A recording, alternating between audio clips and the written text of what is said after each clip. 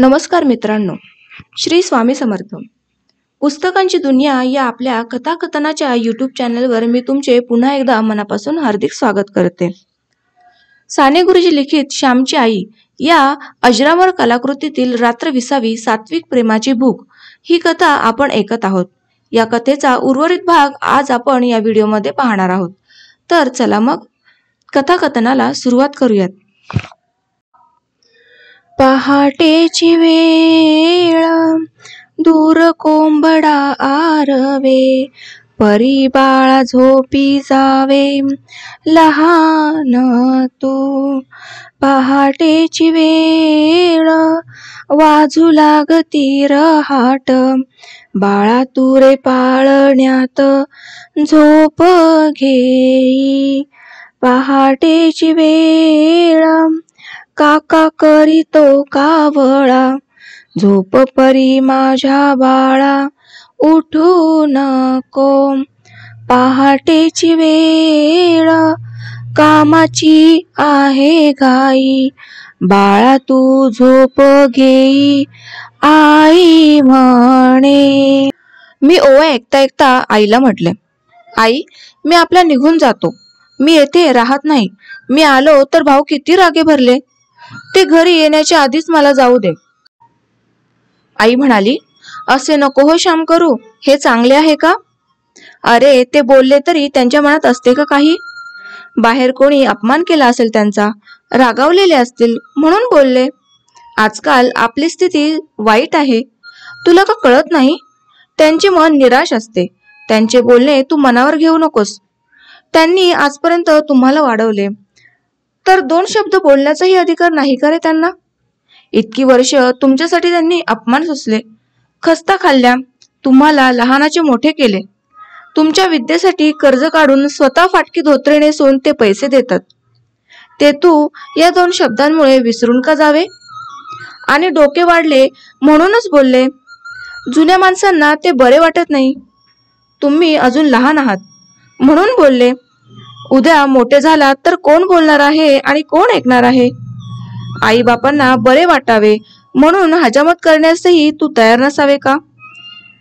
आई बापांच्या धर्मभावना दुखावल्या जाऊ नयेत म्हणून इतकेही तू करणार नाही का? आई मला समजावीत होती. केसात कसला आहे ग धर्म? मी म्हटले. आई म्हणाली, धर्म प्रत्येक गोष्टीत आहे.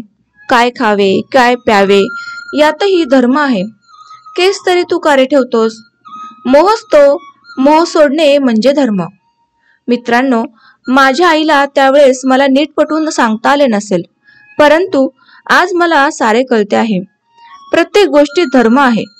ही गोष्ट आपणा आश्रमवासियांस सांगायला नको. प्रत्येक गोष्ट विचारपूर्वक करणे, सत्य, हित व मंगल यांसाठी करणे म्हणजेच धर्म. बोलणे, चालणे, बसणे, उठणे, ऐकणे, खाणे, पिणे, झोपणे, न्हाणे, धुणे, लेणे सर्वात धर्म आहे. धर्म म्हणजे हवा, धर्म म्हणजे प्रकाश. आपल्या जीवास धर्माची हवा कोठेही गेले तरी हवी. मी केस ठेवत होतो, ते मी सुंदर दिसावे म्हणून. खरे सौंदर्य सद्गुणांचे आहे व स्वच्छतेचे आहे, हे मला आज कळते आहे. त्या दिवशी मी वडिलांवर रागावून जाणार होतो, परंतु आईने जाऊ दिले नाही. ती मला प्रेम देई, परंतु सत्पथही दाखवी. तिचे प्रेम आंधळे बावळट नव्हते. आई कामधाम करायला निघून गेली. मी व माझे भाऊ थोडा वेळ आणखी झोपलो. नंतर मी उठलो. न्हाव्याला बोलावून आणले. आमचा पडपणीचा न्हावी होता. पडपणीचा म्हणजे वर्षाकाठी न्हाव्याला ठराविक धान्य द्यावायचे असते. मग वर्षभर त्याने हजामती करायच्या. दिवाळीच्या दिवशी अंगाला लावायस यायचे असते. ते प्रेमळ संबंध असतात, परंतु ती पद्धत आता खेड्यांतूनही नाहीशी होत चालली आहे. गोविंदा न्हावी म्हणजे घरोब्याचा. काय श्याम, लयशी डोकी वाढवलीसी? असे त्याने विचारले. मी त्याला म्हटले, गोविंदा तुझा हात हलका आहे. ते कापातले न्हावी फार रडवितात. माझे शब्द ऐकून गोविंदास बरे वाटले. आम्ही आंघोळी केल्या. वडील बाहेरून आले. येताना त्यांनी तवसे आणली होती. तवसे म्हणजे जून झालेली काकडी. कोकणात अशी तवसी घरात टांगून ठेवतात व ती बरेच दिवस टिकवतात. 4-4 महिने टिकतात. पावसाळ्यातील भोपळे व तवशी शिमग्यापर्यंत टिकतात. शिमग्याचे ढोल वाजले म्हणजे ती तवसे टिकणार नाहीत अशी समजूत आहे. वडील आईला म्हणाले, हे तवसे आणले आहे, पातोळे कर. श्यामला आवडतात ना? ही हळदीची पाने सुद्धा आणली आहेत. तुमच्या आंघोळी झाल्या वाटते. श्याम, चुलीखाली थोडा घाल. मी पण आंघोळ करून देवळात जातो. आज आवर्तने करणार आहे. तुझ्यासाठी मी दर 15 दिवशी गणपतीचे एकादशी पण करतो. वडिलांचे गोड शब्द ऐकून मी लाजलो व शरमलो. ते मला आदल्या दिवशी रात्री रागे भरले होते, परंतु किती त्यांचे प्रेम. माझे बरे व्हावे, भले व्हावे, माझा अभ्यास नीट चालावा म्हणून ते देवास आळवीत. मला पातोळे आवडतात म्हणून बाहेर हिंडव्यात जाऊन तवसे घेऊन आले. त्यांच्यावर रागावून मी जाणार होतो. मी रागाने पुन्हा दापोलीस निघून गेलो असे आल्यावर त्यांनी पाहिले असते तर त्यांची केवढी निराशा झाली असती. त्या प्रेमळ व थोर पितृहृदयास किती दुःख झाले असते. हीच का आपल्या मुलाची पितृभक्ती, हीच का कृतज्ञता, हेच का प्रेम, की 2 शब्दही त्याला प्रेमाले व भक्तीने सहन होऊ नयेत. 2 शब्दांनीच ती मरून जावीत असे त्यांना वाटले असते. मी कृतज्ञतेने वडिलांकडे पाहिले. बाहेरच्या चुलीत पाणी तापवावे म्हणून वाळलेला पातेरा वगैरे घालून विस्तव पेटविला. घरात जाऊन त्यांनी शेतावरून फुले वगैरे आणली होती. त्यातील जास्वंदीच्या फुलांची डेखे वगैरे काढली. निरनिराळ्या रंगाची, निरनिराळ्या प्रकारची फुले ताटात निरनिराळी मांडून ठेवली. तुळशी, दुर्वा, बेल ठेवून दिला. पूजेला चिमूटभर तांदूळ ठेवले. पूजेची सारी तयारी करून ठेवली. कोरांटिकीची फुले गुलाबी रंगाची फारच नाजूक दिसत होती. गोकर्ण व गुलाब यांचीही होती. तीर्थटलेचे नैवेद्यास दूध दाखवले. भस्माची पलगुडी पाटाजवळ ठेवून दिली. वडिलांच्या पूजेची तयारी करून मी आईला मदत करू लागलो. काकडी चिरली व ती किसली. हळदीची पाने पुसली. कोळिष्टक वगैरे पाहिले. पातोळे लिंपण्यासही मी लागलो. मला अगदी पातळ लिंपता येत असत. तांदूळाचे पीठ काकडीच्या खिसात मिसळतात, त्यात गूळ घालतात. मग हे पीठ हळदीच्या पानावर पसरवायचे. निम्म्या पानावर पातळ पसरून निम्मे पान त्यावर झाकण घालायचे. वाफेवर हे उकडवायचे. उकडल्यावर पान सुटते व पातोळा तयार होतो. घरची वडिलांची पूजा संपत आली होती. मग चुलीजवळ जाऊन सनकाडीने निरांजन लावून त्यांना नेऊन दिले. ते उगीच आकाड्या वापरीत नसत. पूजा करून वडील देवळात गेले व मी एक नारळ फोडला. पातोळ्याजवळ बोळू काय? पातोळ्या कशाबरोबर खायच्या? कोकणात तूप कमी. गरिबांच्या घरी ताकाच्या थेंबानेच अन्न शुद्धी करून घेतात. कोकणात तुपाची उणीव नारळाने भरून काढतात. ओला नारळ खवायचा, मग तो खवलेला नारळ थोडा कडक पाणी व थोडे मीठ घालून चांगला कुस्करायचा. नंतर तो पिळून त्याचा रस काढायचा. हा नारळाचा रस, त्याला आंगरस म्हणतात. तो फारच खमंग व उत्कृष्ट लागतो. त्या आंगरसाबरोबर पातोळे, मोदक, खांडवी वगैरे पक्वाने कोकणात खातात. मी चांगला घट्ट आंगरस काढला. जेवणाची तयारी झाली. वडील आले. आनंदाने जेवणे झाली. त्या दिवशी मला फारच आनंद होत होता. श्यामला वाढ ग आणखी पातोळा, माझा म्हणून एक वाढ. वडील आईला म्हणाले. माझ्या आईप्रमाणे तेही प्रेमळ होते.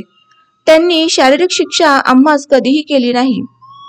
10 उठाबशा काढ, अंगणातले गवत बेणून टाक, त्या झाडाला 4 कळशा घाल, देवांना 10 नमस्कार घाल, अशा प्रकारच्या त्यांच्या शिक्षा असत. एखाद्या वेळेस रागाने बोलत, परंतु मारीत नसत. आमची जेवणे झाल्यावर आई जेवायला बसली. मी आईजवळ गोष्टी बोलत बसलो होतो. इतक्यात सर्वात लहान 5-6 वर्षांचा भाऊ आईजवळ आला व म्हणाला, आई जाऊ? कुठे रे बाबुल्या? मी म्हटले. आईला आहे माहीत, जाऊ का? त्याने विचारले. आई म्हणाली, जा, पण ते श्लोक बीक म्हणत बसू नको. हसत सदानंद निघून गेला. धाकट्या भावाचे नाव सदानंद होते. वडील त्याला त्याच्या नावाने हाक मारीत. आम्ही त्याला बाबूला म्हणत असू. मी विचारले, आई करंदीकरांच्या झोपाळ्यावर का बसायला गेला? आई म्हणाली, नाही रे, त्याला परसाकडे जावायचे आहे. चावट आहे तो. परसाकडच्या वेळीही परवानगी घ्यायला येतो. एरवी कुठे बाहेर जायच्या वेळेस नाही विचारायचा, लबाड कुठला. आणि तेथे ठाकुलीवर बसून मोठ्याने श्लोक म्हणत बसतो वेडगळ. मला बोलता बोलता आई म्हणाली, श्याम, तू आज गेला असतास तर त्यांना किती वाईट वाटले असते. त्यांना अन्न गोड नसते लागले, घास नसता गिळवला. एखाद्या वेळेस त्यांना उचकी लागली किंवा हातातला घास खाली ताटात पडला तर म्हणतात, कोणी आठवण काढली, गजूने की श्यामने. त्यांचे तुमच्यावर किती प्रेम आहे. श्याम, अरे मी अशी आजारी, मी नाही हो फार दिवस जगायची. आता एकटे त्यांना सोडून मला जावे लागेल. त्यांना भाऊ बहिणी कोणी पुशीत नाही. गरीबाला कोण पुसणार. तुम्ही मुलगे त्यांच्याकडे पाहून ते जगतात, तुमचेच त्यांना सुख. असे म्हणता म्हणता आईचा गळा दाटून आला. पुन्हा ती म्हणाली, श्याम, ते नेहमी म्हणतात की असतील बाळ तर फेडतील काळ, नाही तर होतील काळ. तुम्ही काळ होऊ नका. जर काळ आला तर त्याला हकलवून द्या, त्यांना सुख द्या. आईचे जेवण झाले. मीही तिला मदत केली. पाणी लावून पाट उचलले. पाटावर शीत वगैरे पडलेले असते म्हणून पाणी लावून उचलतात. पूजेची भांडी वगैरे उपकरणी जमवली व बाहेर घासायला दिली. आईने भांडी घासली, मी विसळली. नंतर आईने ताकाची दह्याची विरजणे कडत पाण्याने धुतली. सदानंदाची लहानशी कोंडुली धुतली. ती त्याच्यासाठी दूध विरजून ठेवावे लागे. विरजणे धुवून तिने चुलीमागे शेकट ठेवली. दुधाने खाली विस्त व्हावा होता का तिने पाहिले. याप्रमाणे आईची निर्वानिरव होत होती. आम्ही ओटीवर बसलो. वडिलांजवळ फऱ्यामऱ्याने आम्ही खेळलो. प्रत्येक वेळेस ते आमच्यावर सुकी काकडी लावीत. माझे सारे खडे मारा म्हणून त्यांनी उचलून घेतले. दिवस आनंदात गेला. आईने माझे धोतर फाटले होते ते ठिगळ लावून दिले. रात्री वडिलांनी सुंदर गोष्ट सांगितली. जेवायचे कोणालाच नव्हते. आईने ताकास फोडणी देऊन ताक तई केली व मी ती प्याली. पहाटे आम्ही उठलो. मी आंघोळ केली. आईने भात ठेवला होता. उडदाचा पापड व मेटकूट तिने वाढले. भातात 2 तोंडलीही तिने टाकली. मला आवडतात म्हणून शेजारच्या जानकी वहिनींनी ती दिली होती. माझे जेवण झाले. मी जायला निघालो. आईच्या पाया पडलो. आता संक्रांतीचे हो, पाय फार दुखत असेल तर गाडी करून ये. एखादी भरतीची गाडी पाहावी. द्यावे 2 आणे आणि यावे. जप हो, असे आई म्हणाली. वडिलांना नमस्कार केला. श्याम, मी बोललो म्हणून वाईट वाटून घेऊ नको. नीट वाग, अभ्यास कर, ते म्हणाले. नंतर मी दोघा धाकट्या भावास कुरवाळून निघालो. महारवाड्यापर्यंत वडील पोहोचवायस आले होते. पुढेही बेहळ्यापर्यंत आले. आमच्या गावची हद्द संपते तेथे एक मोठे बेहळाचे झाड आहे. ते माघारे गेले व मी एकटाच चालू लागलो. आईबापांचे प्रेम मनात येऊन मी रडत चाललो होतो. मी दापोलीहून घरी गेलो तेव्हा प्रेम मिळावे म्हणून मी रडत होतो. आता परत जाताना प्रेम भरपूर मिळाल्यामुळे हृदय भरून येऊन रडतच जात होतो. सुखाचे अश्रू व दुःखाचे अश्रू वाटेत एक वाटसरू मला म्हणाला, काय मला रडतोस, तुला कोणी नाही का? मी त्याला म्हटले, माझे आईबाप आहेत. ते तुझ्यावर प्रेम नाहीत का करत? तुला घालून लावले का त्यांनी? नाही, ते माझ्यावर फार प्रेम करतात म्हणून मी रडत आहे. त्या थोर अपार प्रेमाला मी लायक नाही म्हणून मला वाईट वाटत आहे. त्यांच्या प्रेमास मी कसा उतराई होऊ? खरेच कसा बरे उतराई होऊ? या विचाराने मला रडू येत आहे. विचारणारा वाटसरू माझ्याकडे कृपाळूपणे पाहून निघून गेला. मीही जल्दीने चालू लागलो. तर मित्रांनो, आजची ही सुंदर अशी कथा तुम्हाला कशी वाटली ते मला कमेंटमध्ये जरूर सांगा. आपल्या चॅनलला सबस्क्राईब करा व शेजारील बेल आयकॉन नक्की दाबा. व्हिडिओ आवडल्यास लाईक करा व जास्तीत जास्त शेअर करा. आता भेटूयात पुढील कथेमध्ये. धन्यवाद.